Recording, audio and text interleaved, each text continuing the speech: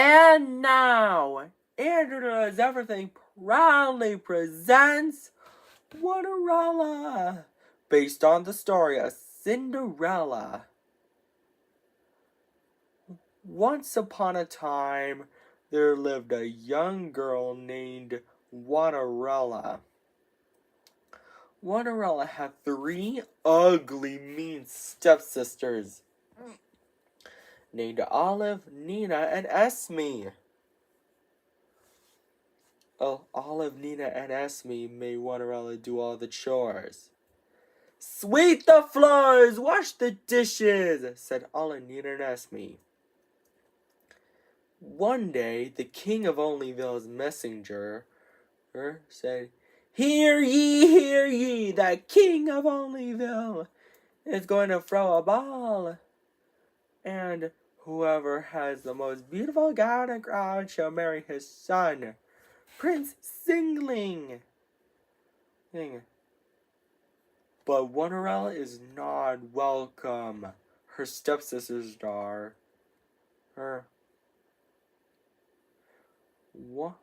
Olive said, he's going to marry me. Nina said, no way, Olive. He's going to marry me. Esme said, both of you are wrong. He's going to marry me.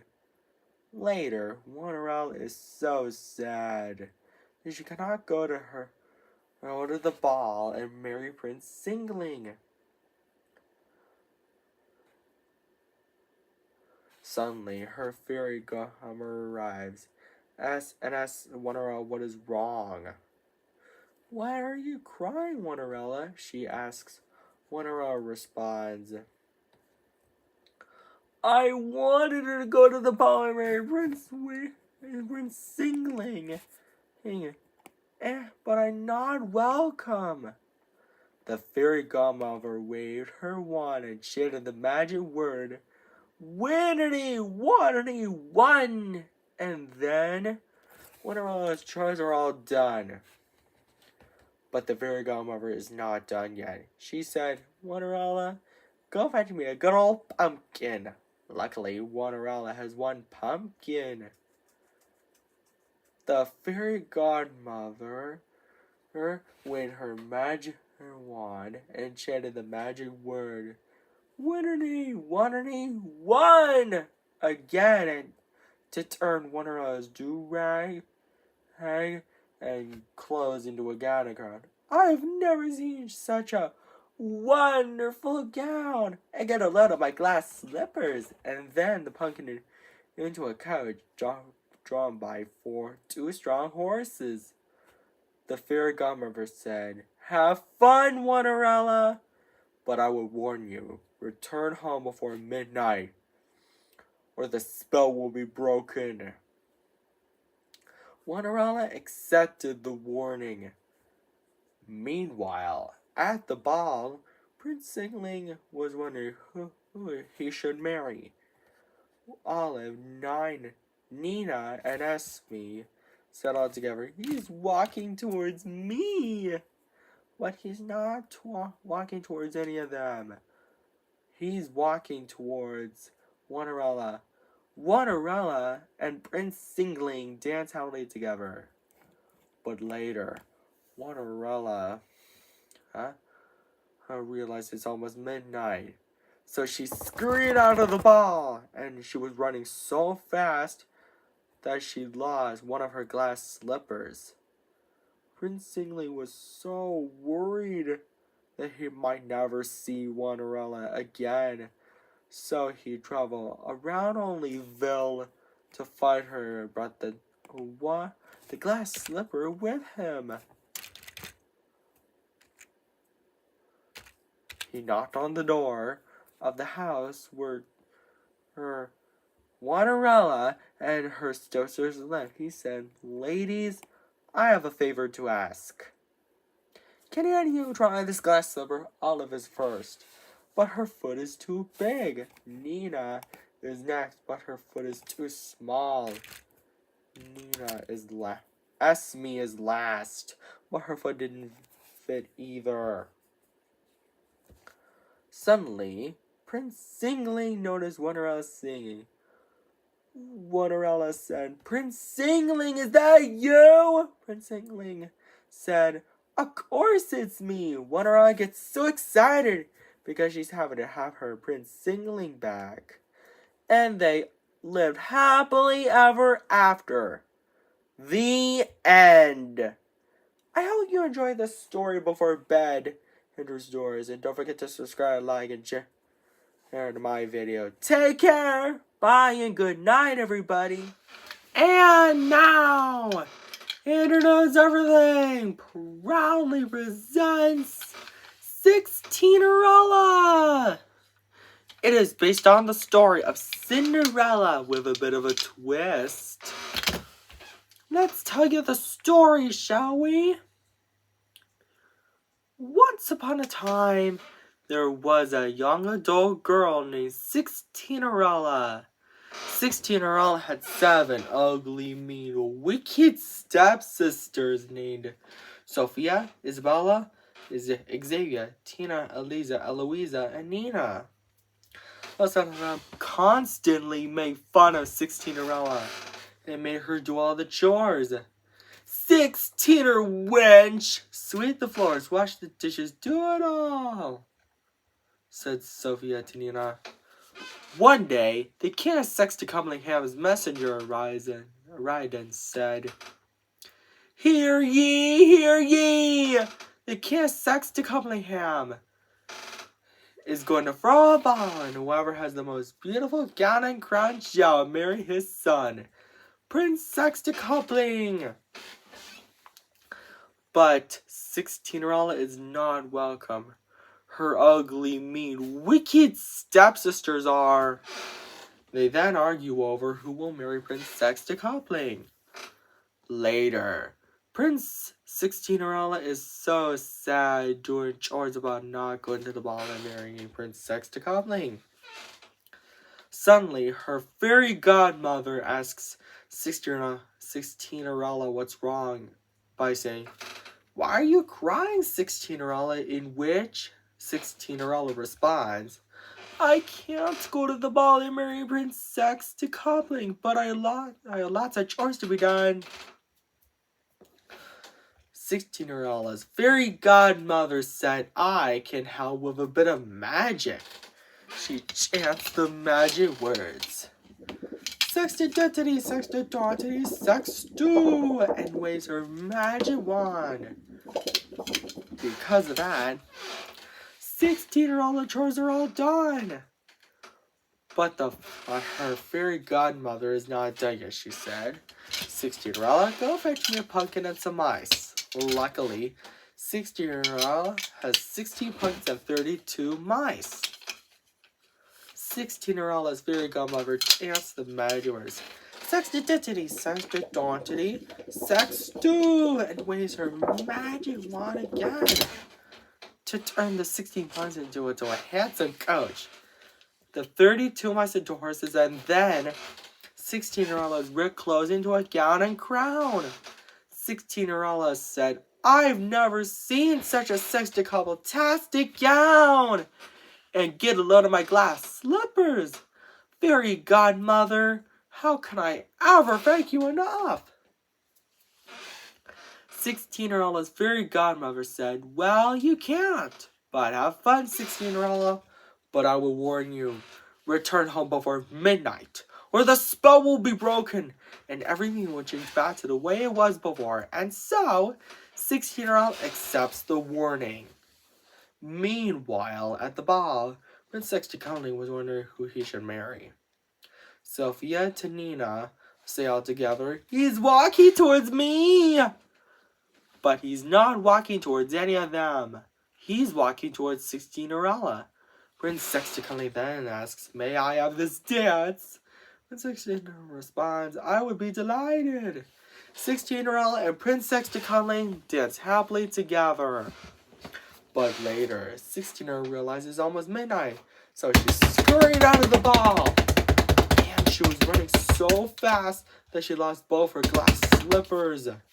Prince Sextacompling was really worried that he might never see Sixteennerella again.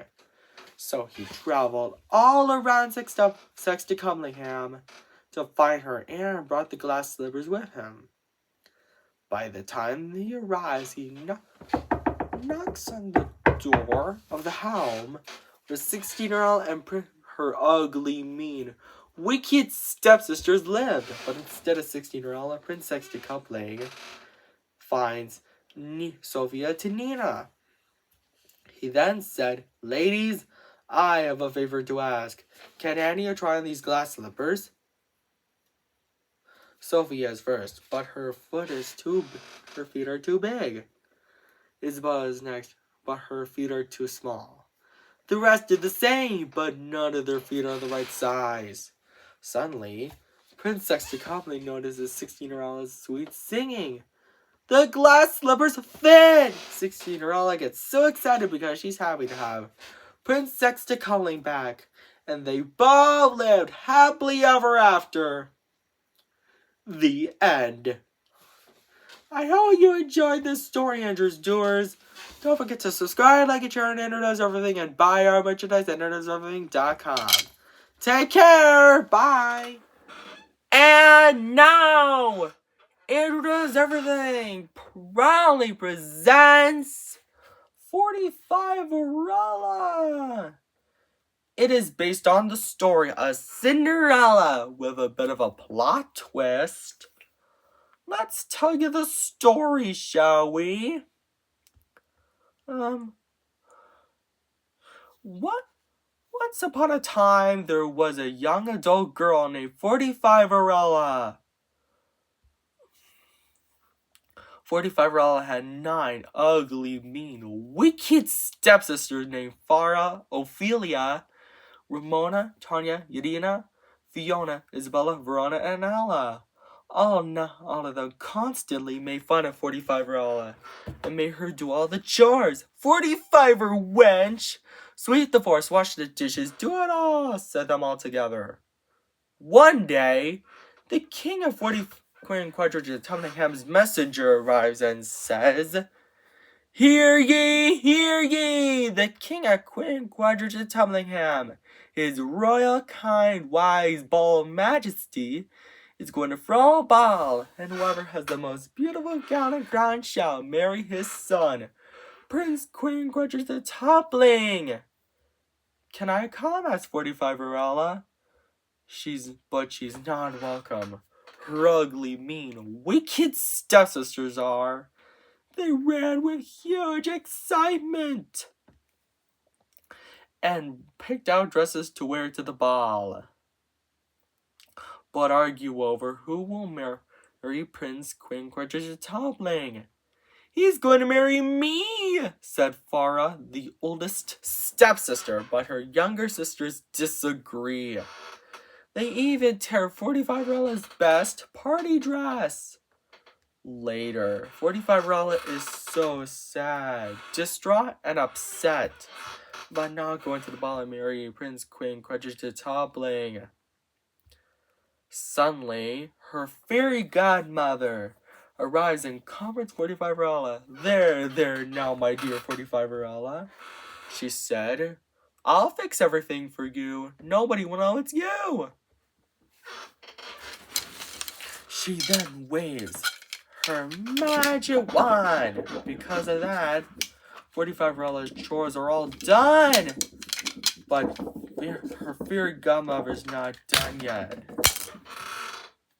She said, Fortifiverella, go fetch me a pumpkin and some mice. Luckily, Fortifiverella has 45 pumpkins and 90 mice. Fortifiverella's fairy godmother waves her magic wand again to turn the 45 pumpkins into a handsome coach, the 90 mice into horses, and fixes Fortifiverella's now torn dress and makes it bigger and better. Fortifiverella said, I've never seen such a quadrigetumtastic gown. And get it out of my glass slippers. Fairy godmother, how can I ever thank you enough? And climbed to the coach. Fortifiverella's fairy godmother said, Well, Fortifiverella, my dear, you can't but have fun, but I will warn you. return home before midnight, or the spell will be broken and everything will change back to the way it was before. And gave her a clock to tell her what time it is. And so, Fortifiverella accepted the warning. Meanwhile, at the ball, the king of Quinquadragin Tumblingham says, "Good evening, everyone." Prince Quinquadragin Tumbling was wondering who he should marry. "Isn't that right, son?" To which Prince Quinquadragin Tumbling responds, "Yes, father." Suddenly, Fortifiverella arrives at the ball just in time. "He's walking towards me!" say Farah, Ophelia, Ramona, Tanya, Irina, Fiona, Isabella, Verona, and Ella all together. But Prince Quinquadragin Tumbling is not walking towards any of them. He's walking towards Fortifiverella. He then says, "May I please have this dance?" In which Fortifiverella responds, "I will be delighted and happy to." And so, Fortifiverella and Prince Quinquadragin Tumbling dance happily together. But later, as Fortifiverella checks her clock and it's almost midnight, so she scurried out of the ball and she was running so fast that she lost one of her glass slippers. Prince Quinquadragin Tumbling was really worried that he might never see Fortifiverella again. The king of Quinquadragin Tumblingham comforts him by saying, There now, son. I think we'll be able to find Fortifiverella, my dear daughter-in-law." And so, the king of Quinquadragin Tumblingham and the prince of Quinquadragin Tumbling began their journey all around the neighborhood, Quinquadragin Tumblingham, to find Fortifiverella, and brought the glass slippers she lost with them. By the time they arrive, Prince Quinquadragin Tumbling knocks on the door of the house where Fortifiverella and her 9 ugly, mean, wicked stepsisters lived. But instead of Fortifiverella, they find Fiona to Ella. Prince Quinquadragin Tumbling says, "Ella, ladies, my father, the king of Quinquadragin Tumblingham, and I have a favor to ask. Can any of you try on this glass slipper? Farah is first, but her foot is too so big. Olivia is next, but her foot is too small." "Nonsense! It fits!" she said. The rest did the same, but none of their feet are the right size. Suddenly, they noticed Fortifiverella sweet singing. Your kind, bold, wise majesty." "Prince Quinquadragin Tumbling, is that you guys?" she heard excitedly. "My dear daughter-in-law, Fortifiverella, we found you," said the king of Quinquadragin Tumblingham. "And the glass slipper fits." And then Fortifiverella, the king of Quinquadragin Tumblingham, and the Prince Quinquadragin Tumbling lived happily ever after. The end. I hope you enjoyed this story, Andrew's Doers. Don't forget to subscribe, like, and share on Andrew Does Everything, and buy our merchandise at AndrewDoesEverything.com. And take care. Bye.